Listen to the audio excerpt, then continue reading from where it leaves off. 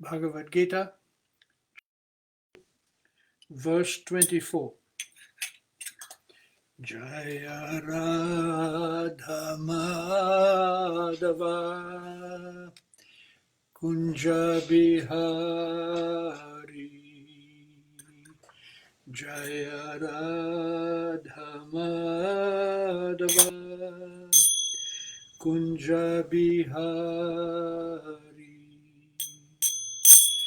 Jaya Gopi Jana Vallabha Girivaradhari Jaya Gopi Jana Vallabha Girivaradhari Yashodanandana Braja Janaranjana Yashodanandana Braja Janaranjana Jamuna Tira Vanachari Jamuna Tira Vanachari Radha Madhava Kunja Bihari Jaya Radha Madhava Kunja Bihari Gopi Jana Vallabha Girivaradhari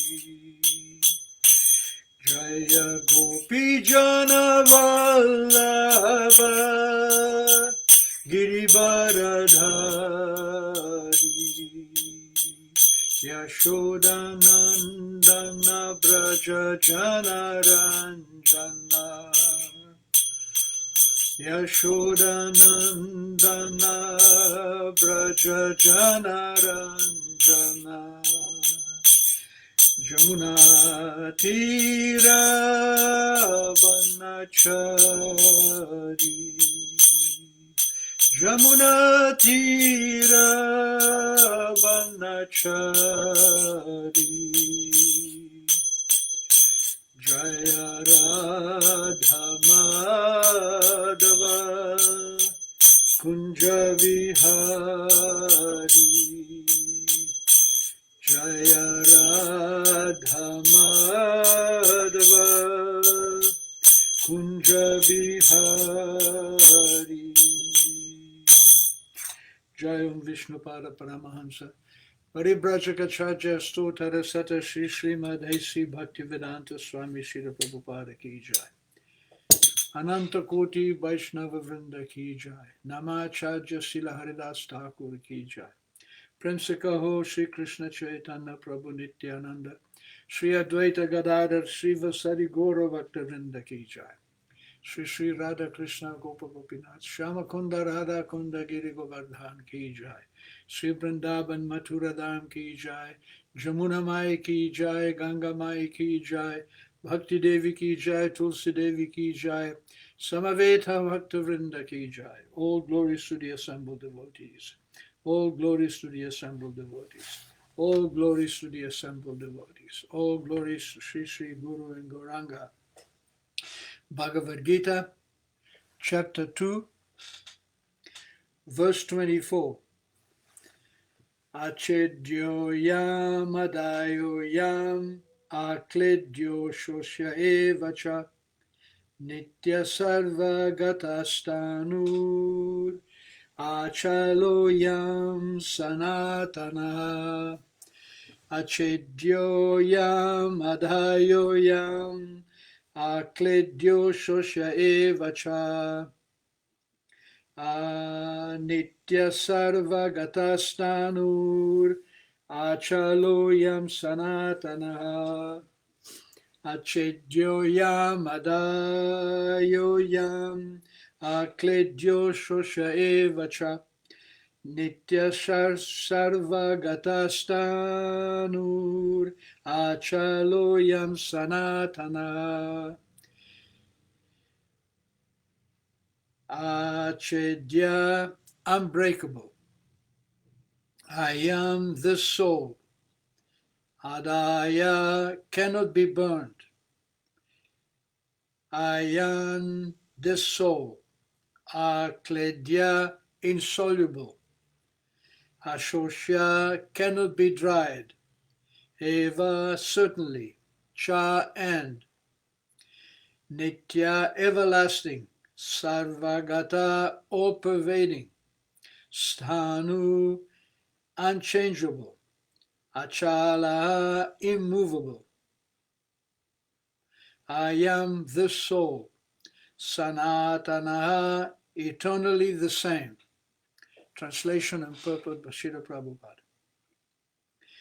This individual soul is unbreakable and insoluble, and can neither be burned nor dried. He is everlasting, all-pervading, unchangeable, immovable, and eternally the same. Purport. All these qualifications of the atomic soul definitely prove that he is an individual soul, is eternally the atomic particle of the spirit whole, and it remains the same atom eternally, without change. The theory of monism is very difficult to apply in this case because the individual soul is never expected to become one homogeneously. After liberation from material contamination, the atomic soul may prefer to remain as a spiritual spark in the effulgent rays of the Supreme Personality of Godhead. But the intelligent souls enter into the spiritual planets to associate with the Personality of Godhead. The word sarvagata, all-pervading, is significant because there is no doubt that the living entities are all over God's creation. They live on the land, in the water, in the air, within the earth, and even within fire.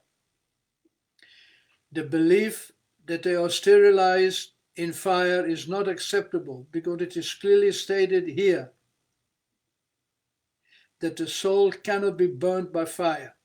Therefore, there is no doubt that there are living entities also in the sun planet with a suitable body to live there. If the sun globe is uninhabited, then the world sarvagata, living everywhere, becomes meaningless. Achedyoyam adhayoyam akledyo shosha evacha nitya sarvagata stanur achaloyam sanatanaha. So here Krishna continues explaining the nature of the soul. Now, the Bhagavad Gita is accepted as the fountainhead of knowledge. It is accepted by every great thinker in that tradition, beginning with Shankaracharya, Ramanujacharya, Madhvacharya, down the line to Chaitanya Mahaprabhu, Bhaktisiddhanta Saraswati, and our Srila Prabhupada.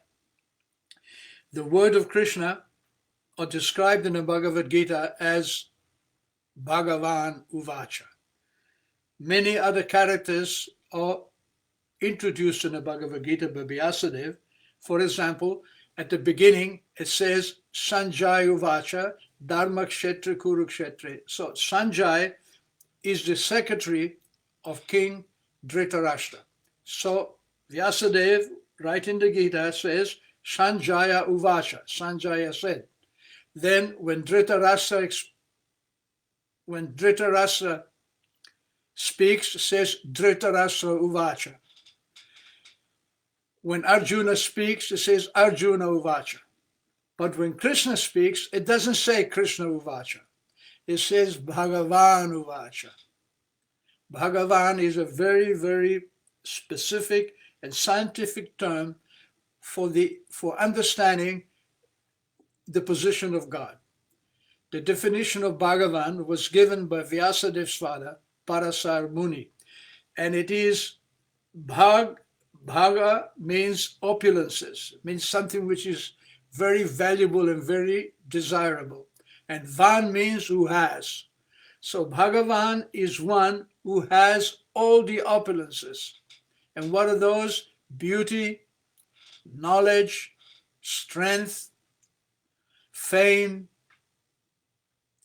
wealth, and detachment. These 6 items are very, very powerful in attracting others. If someone is very beautiful, then he or she will have so many fans, so many followers. Someone is very rich, so many people will knock at his door because they are attracted by his money. Or if someone is very strong or very famous and also very renounced, like Gandhiji was the last example that we know of someone who became internationally famous because he became detached, because he gave up his family life and simply wore a simple cloth which he himself used to make, lived very simple, ate very simply, and because of his detachment he became internationally famous, and he was actually able to rid India of the imperial control of the British. So when one has these qualities of beauty, knowledge, wealth, power, it becomes famous. Now, when you find someone who has all the qualities to an unlimited degree, that is the definition of God. I may be famous, but my fame is very limited. For example, Gandhi was famous for 30, 40 years during his later lifetime. But before that, nobody knew Gandhi, and in a few thousand years from now, nobody will know him. Someone is very beautiful, or someone is very famous, temporarily, they come and go.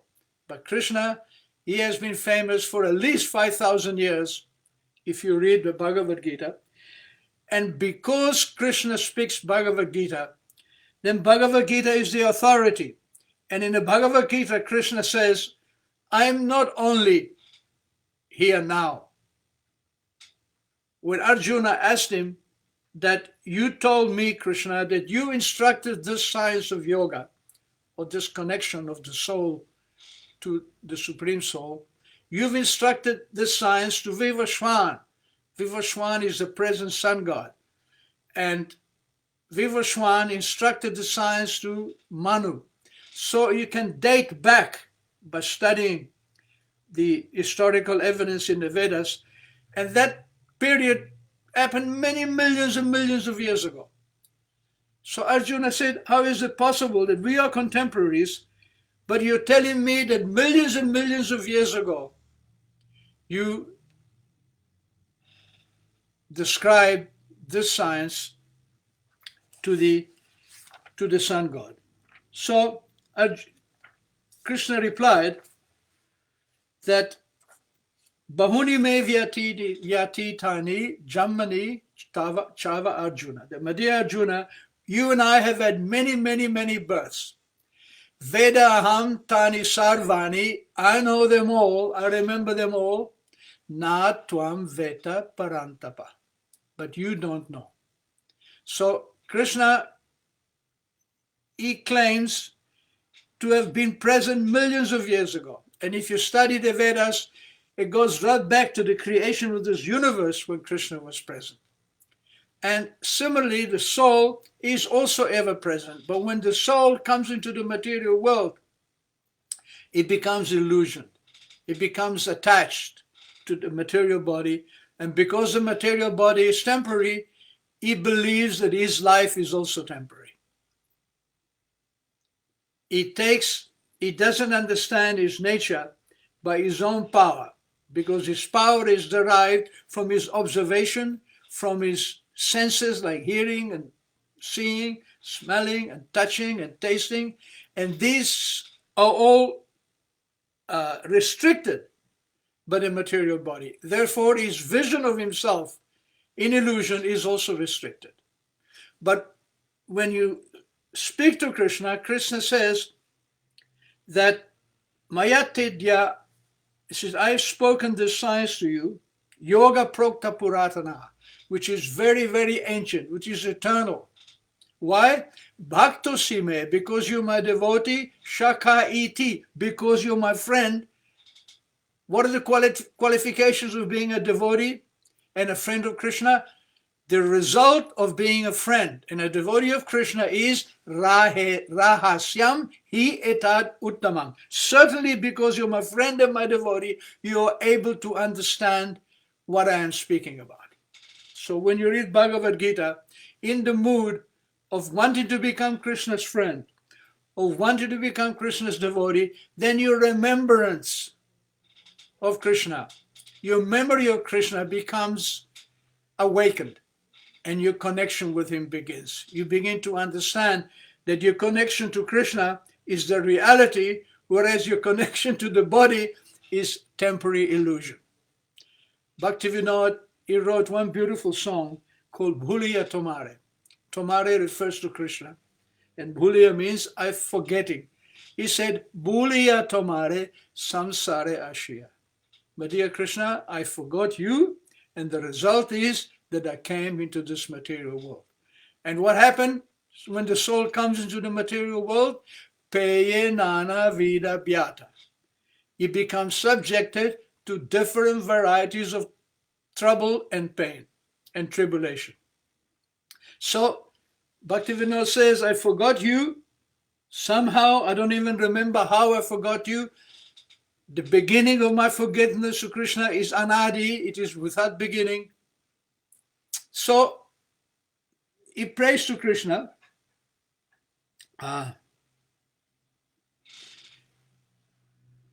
Bhuliya tomare samsare ashiya pe nana vida byata tomara charane ashi achi prabhu bolibo dukero katha. Tomara charane, I'm coming at your lotus feet, my dear Prabhu, my dear Nath, my dear Lord, bolibo dukera katha, bringing with me all my sorrows, and I'm simply placing it at your lotus feet. This is the process. You cannot approach Krishna from a position of superiority. You cannot approach God to make him your servant. You cannot approach God to use him. He is in your heart. He knows your sentiments. He will not give you the words so that you can cheat him. You cannot cheat him because he knows what you're thinking 24 hours a day. There is a word for Krishna, which is one who doesn't blink. We blink. So in that blinking moment, we may miss something. In fact, Krishna's most wonderful devotees, the gopis, they criticize Lord Brahma. That, my dear Brahma, you have created this body, you've given us these eyes so we can see Krishna, but the eyes blink. And when we blink, we don't see Krishna. Therefore, we think you're a foolish creator.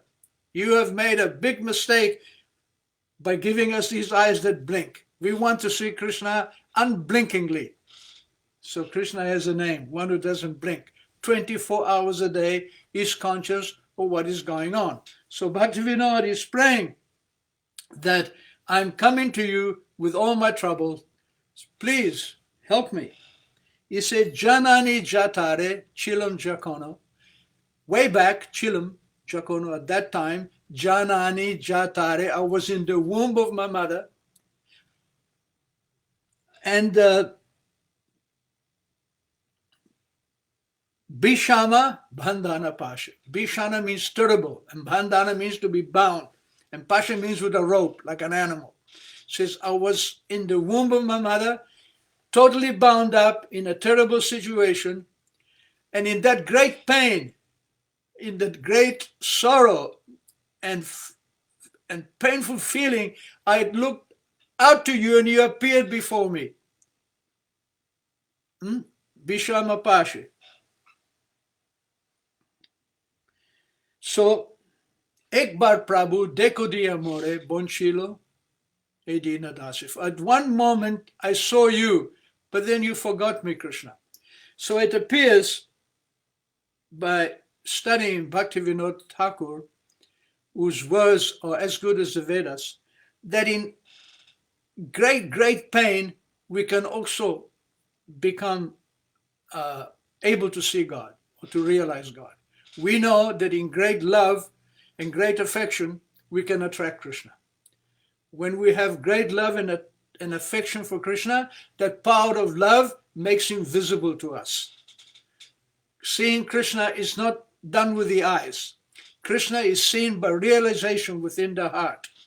So it seems that not only in great love and affection can we see God, but also in great times and tribulations. So you can just imagine how difficult it is to be in the womb of a mother. So, Takono bhavino janama poya. So I said to you within the womb of my mother, that when I become born, when I take my birth, Koribo vajanatava, I will worship you. I was in such pain that I called out to you. I realized that you were there, that you were present. I begged from you, please make me free. When I'm free from this painful situation, I will worship you. But then he says, what happened is, Jana Mahoile, I took my birth, and then Pori Maya Jale. I fell into the net of illusion. Of Maya Jale means the net of Maya. Na Hoilo Gyana Lab. And I had no more knowledge. My knowledge was gone. In fact, when we take birth, it is such a painful experience. If you see a baby being born, they often are born and they need to be handled by the midwife or by the doctor so they can begin to breathe. They almost take birth in a completely stunned state. They cannot remember anything. It's just like when you have a huge accident, you can lose your memory, you can lose your knowledge, your understanding because of the shock. And it takes time to regain your faculties. So taking birth is like that. You forget everything that happened before. It is such a painful experience. So I took my birth, I fell into the net of illusion, I forgot you. And then what happened? Adorera cele, swajanera cole, hashia, kaitanu kal. In the lap of my relatives, sitting on the lap, being cuddled, smiling and smiling, time passed. Janaka janani snehete bulia, samsara lagiyo bhalo. In the affection of my mother and father, I forgot everything. I forgot my pain. And I thought this material life, samsara, lagilo bhalo, is actually very nice. This is what happens to us when we take birth. Then adorera cele, swajanera cole, ashia kaitanupal. As I would say, krame dina dine balaka hoya. Then as the days went by, I grew up and I became a child. And in childhood, kelino balaka sha, I played with my friends. Arkishudine, a few more days, gyana upajilo, I went to school. Pathapori ahar, and day and night I studied very hard. Just notice that Bhaktivinoda isn't saying after so many years, but after so many days, because the time flies like that. For example, my own self, I am 77 years old, and I don't know where this time went. It feels like it is gone in 7 minutes, but it is all gone, finished. 77 years, and I'm thinking, where is this time gone? How have I become so old? And what have I achieved? Everything is gone. So then, time flies in seconds. So Bhaktivinoda says, I studied very hard, day and night, and I obtained knowledge. Vidyara Gaurave Bromi Desha Desha. With this knowledge, and with the pride of this knowledge, Vidyara means knowledge, Vidyara of knowledge, Gaurava, being very proud, Bromi Desha Desha. I went here and there to do what? Dhana uparjina kora, to earn money. Why to earn money? Swajana palana kori ekamane. Bulino Tomara Hari. I earned money with a fixed determination, and I used that money to maintain my family. Swajana means family. Palana is to maintain. And the result of this absorption in earning money to maintain my family is that I forgot you. Bhulino Tomara Hari. I forgot you. And now Bhaktivinoda says, I'm an old man like me. Bardakya Ekono Bhaktivinoda. Kadiya Katara Ati. And he's crying in great pain. He's crying in great pain. Nahavajiyatare. I didn't worship you in this life. Dina Brita Gelo, the days have gone, and Ekono ki hobe gati. What will happen to me now? What will be my destination? So in this one short, beautiful song, Bhaktivinoda had explained, he has encapsulated the problems of material life. We come into this world because we've forgotten Krishna, because we've forgotten our eternal relationship with God. We fall into the net of illusion. We identify with the body. We identify with the extensions of the body, mother, father, wife, children. We become absorbed in our connection, in our relationship with them.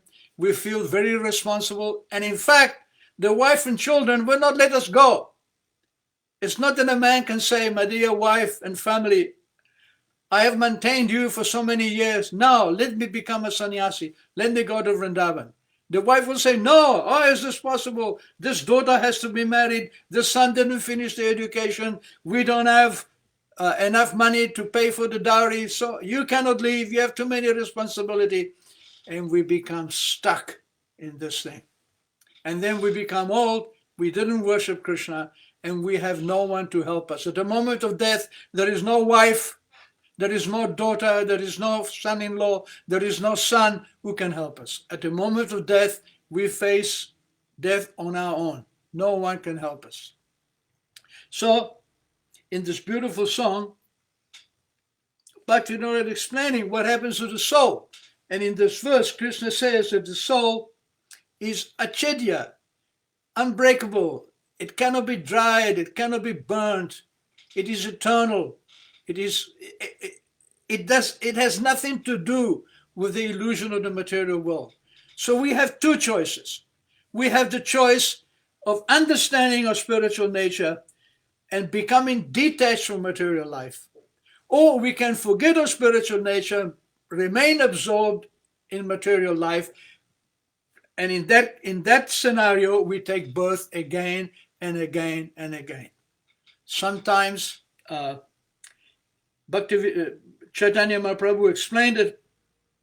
It is like a prisoner, criminal who is being punished by the king. So they take him to the bank of the river and they push his head underwater. And they hold him underwater until he's about to drown. And then they pull him out. And as they pull him out, he takes a breath and again he's dumped underwater. So up and down, he's dumped in the water and he's almost drowned every time. And this is material life. What we think is pleasure is that momentary breath to prevent us from dying. But most of the time we are underwater, we are being punished. But what is being punished is the gross and subtle body. It is our mind, our intelligence, and our ego that is identifying with matter, identifying with this place. But actually, if we read Bhagavad Gita, if we practice bhakti, if we practice devotional service, if we are fortunate enough to meet a pure devotee of Krishna like Srila Prabhupada, either directly or through his books, actually meeting Prabhupada doesn't mean a physical meeting. I met Prabhupada, he spoke to me only 2 or 3 times. I didn't have much association with him, only a few months. But I actually met Prabhupada in his books. I met Prabhupada by being very anxious and ready to follow his instructions. So when you're ready to follow the instructions, when you're ready to surrender, Krishna will send you Prabhupada within the heart. And with that association, you can transform your gross and subtle body to understand your original position in relationship with God. Thank you very much. So, we have our friends have joined us, Atmavidya Das. Good evening to everyone. Virtual assembly, this is what it is. But we're doing our best. Mandy Pryor, Hare Krishna, good evening.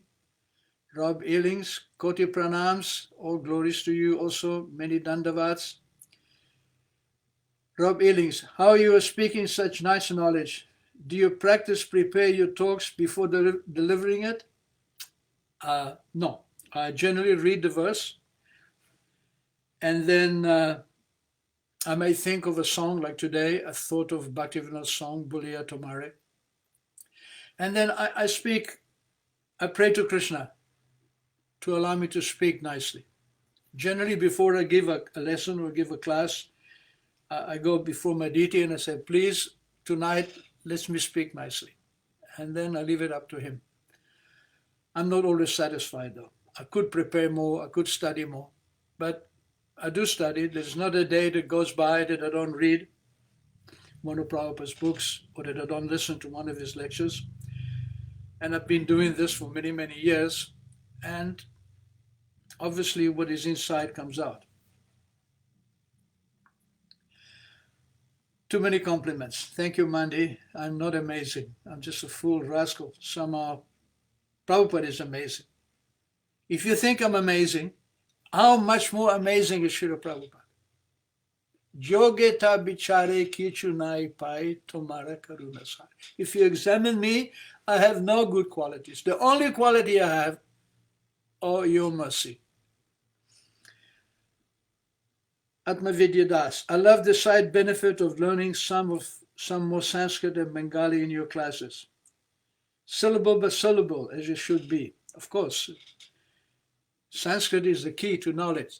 The word Samskrita means perfectly done.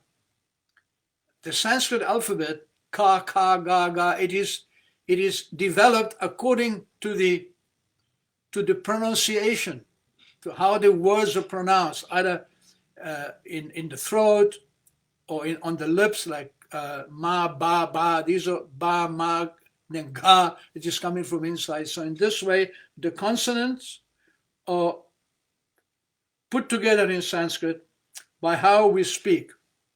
And of course, Sanskrit is the key to all transcendental knowledge. And it is a perfect language. It didn't become perfect by practice. It was already perfect and given to us from the demigods, from Lord Brahma, down to the present day through Vyasadeva. That's the difference between Sanskrit and every other language on this planet. Good. Thank you very much. And we'll see you next Wednesday. Haribol.